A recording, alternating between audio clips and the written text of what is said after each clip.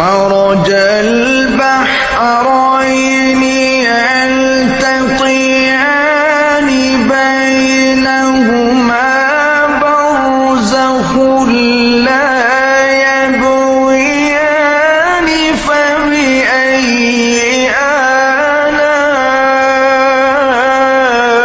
آلاء ربكما